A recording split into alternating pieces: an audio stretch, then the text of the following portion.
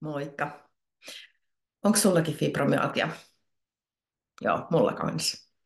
Se on ollut mulla yli 20 vuotta. 20 vuotta mä kärjistelin kipujen kanssa, oireiden kanssa. Mutta noin 5 vuotta sitten mä sain kirjan käsiini englanniksi, joka puhuu semmoisesta asiasta, että fibromyalgia voisikin olla semmoinen kehon normaali toiminto. Anna mä vähän kerron siitä. Eli siinä puhuttiin semmoisesta asiasta, että kaikki fibromyalgia sairastavat yleensä on semmoisia kilttejä tyttöjä. Sanon kilttejä tyttöjä, koska se on enemmän naisten juttu kuin miesten juttu, mutta se kiltteys ja itsensä viimeiseksi laittaminen on, on se juttu, mitä usein naiset tekee. Eli perhe ensin, kaikkien muiden hyvinvointi, autellaan kaikkia, tehdään, käydään töissä kokopäiväisesti. Ihan järjettömästi me tehdään ja ollaan muille avuksi. Ja sitten aina niin kuin pistetään itteemme viimeiseksi ja hyvin vähän niin kuin käytetään resursseja ja aikaa siihen, että huolehdittaisiin itsestämme. Ja mulla oli ihan sama. Mä kans pistin itteni viimeiseksi. Niin tämä kirja oli todella niin kuin avaava mulle siitä, että kyse onkin semmoisesta kehon luonnollisesta toiminnosta. Eli kehon ylläpitokeskus, kutsutaan limbinen järjestelmä.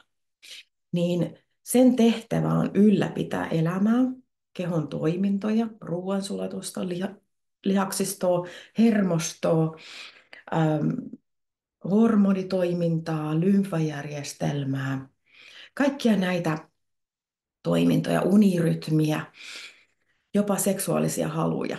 Kaikkiin näihin se liittyy. Eli se rytmi tulee täältä limbisestä järjestelmästä. Limbinen järjestelmä siis sijaitsee aivoissa.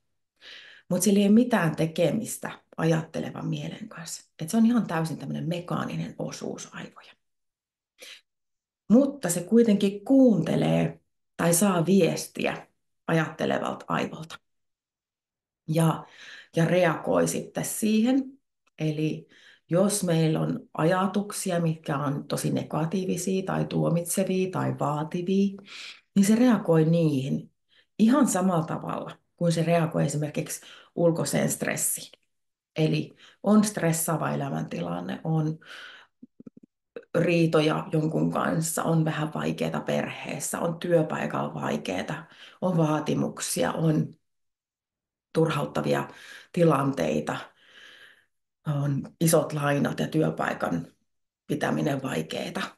Niin kaikki tämmöiset tilanteet vaikuttaa sit ulkoisesti ja myös sillä meidän oman ajatuksen kautta sitten tähän limbiseen järjestelmään, joka sitten saa sitä viestiä siitä. Ja se onkin semmoinen, jonka tehtävä on myös suojella elämää. Eli kun tämmöisiä tapahtuu, niin näähän ei olekaan kivoja asioita, nämä ei ole normaalia, vaan nämä on hätätilanteita, jolloin se reagoi sitten kuin hätätilanteeseen.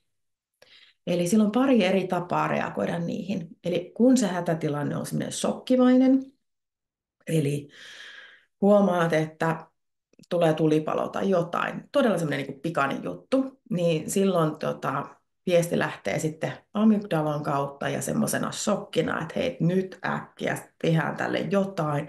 Huomaat, että sun kroppa on niin kuin shokissa sillä, että nyt sulla onkin voimaa tehdä asioille jotain. Niin tämmöinen pakene ja taistele, niin kuin sanotaan. Mutta se myös tekee semmoista, että sulla on koko aika semmoinen niin kuin valmius toimia. Eli lähteekin viestiä lihaksistoon, hermostoon, että sä oot koko aika valmis. Mä kutsun sitä semmoiseksi perusjäkitykseksi. Esimerkiksi selkä on semmoisessa niin kuin jäkityksestä, tai hartiat on semmoisessa jäkityksestä. Vähän niin kuin jännitetään tilanteita ja ollaan semmoisessa valmiustilassa. Ja sitten huomataankin myöhemmin, että voi että kun hartiat ihan jumis koko ajan, tai alaselkä tiedätkö, jumittaa. Niin tämä onkin sitä niin kuin valmiustilan juttua. Eli on semmoinen pieni hätätilanne koko aika päällä. Ja tämä voi kestää kymmeniä vuosia päälle koko aika.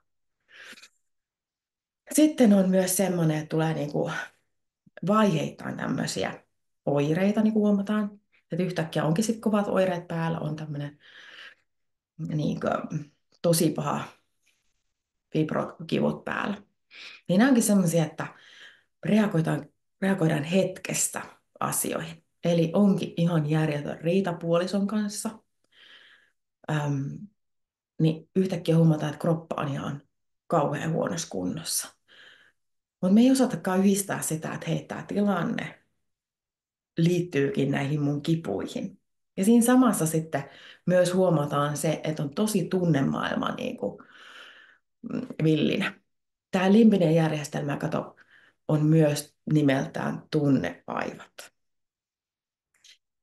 Eli siis, kun näitä tilanteita tulee, niin limbinen järjestelmä kommunikoi meille takaisin.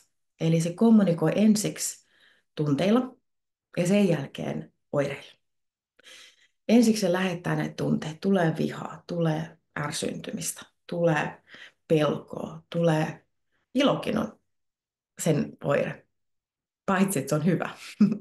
No kuitenkin. Niin esimerkiksi viha, niin se pyytää meitä puolustamaan itseämme. Niin me voidaan reagoida siihen parilla eri tavalla. Me voidaan tietysti vetää turpiin. Tai me voidaan sanoa nätisti asiat, että hei, että mä ymmärrän sun ajatuksen tästä näin, mutta mulla onkin tämmöinen vähän eriävä ajatus tästä. Mutta mitä jos me tehdään tämmöinen niinku kompromissijuttu, että olisi hyvä sulle ja olisi hyvä mulle. Ja tämä sama juttu laukaisee tämän vihatilanteen. Ja silloin meidän kropan ei tarvitsekaan reagoida siihen kivuilla.